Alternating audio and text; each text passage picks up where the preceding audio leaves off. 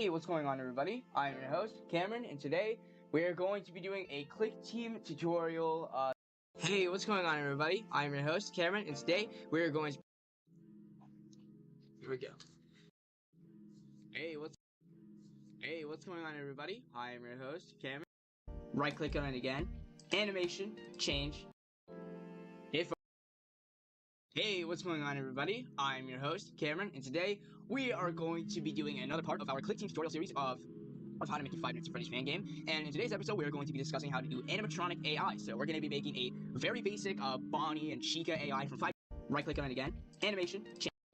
Hey folks, I am your host, Cameron, and today we are going to be seeing the map, your camera buttons, your actual cameras, and potentially like the names of the rooms if you would like. That's completely optional, but I'm gonna add that in for this tutorial. So sorry I have not uploaded for the past like 2 weeks, but I was kind of dreading making this video because I feel like this is gonna be a longer video because there's a lot more stuff that we have to code in. There's a lot more stuff that we have to import. I feel like it's just gonna overwhelm me, so I haven't even really attempted to try it, but it doesn't matter. We're here now and we are going to do this. So the first thing I would do is I would go up to your layers toolbar and I would make a 4th layer. I kind of did this before else.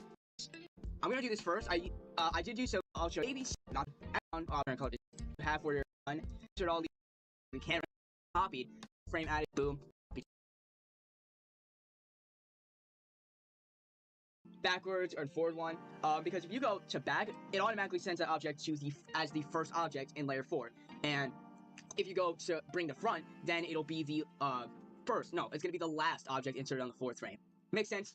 It's very confusing, I know. But once we load this up, all right, cool. Oh, but I forgot. Remember, every time you insert a new object, go over to runtime options and be sure to uncheck follow the frame. Now it should be good.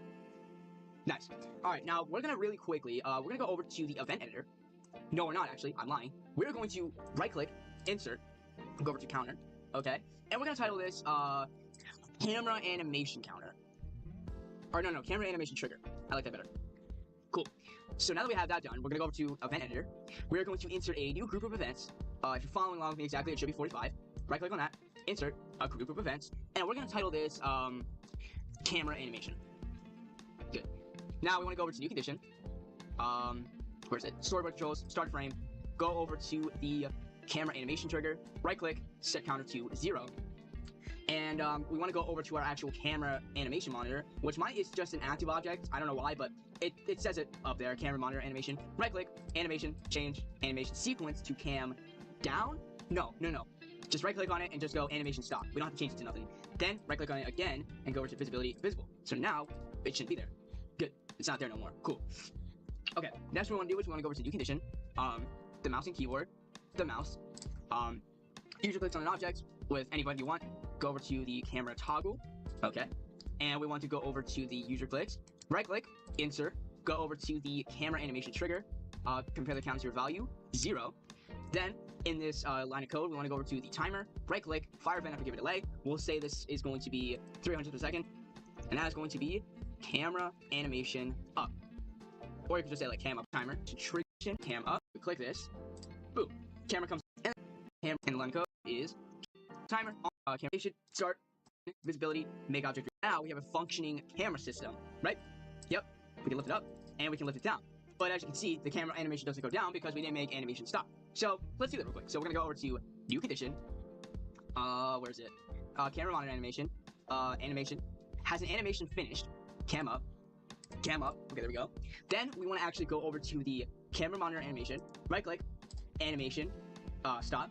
Right click it on again. Visibility, make object invisible. Because we're lifting the camera up or up there. So go over to new condition. Actually, no. Don't do that. Don't do what I just did. Right click on it. Visibility, make object reappear. Right click it on again. Animation, start. Or no. Wait, I did that right? No, I did it backwards. God damn it. Animation, stop.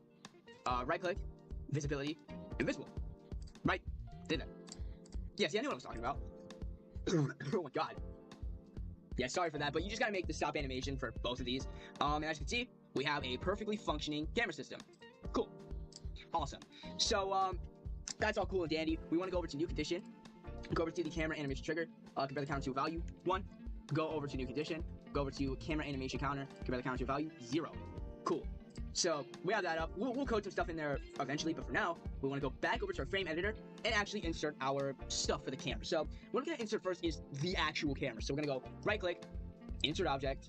We're gonna go over to, actually, before I do that, bring your little camera toggle here, bring it below the actual like game canvas. When you run the frame, it's not gonna be there, but we're gonna do this as a little like, I'm gonna just show you guys what's happening. So yeah, just bring that below from when we actually insert the camera. So speaking of which, we're gonna go right click, insert, active. We're gonna go over to rename it. We're gonna rename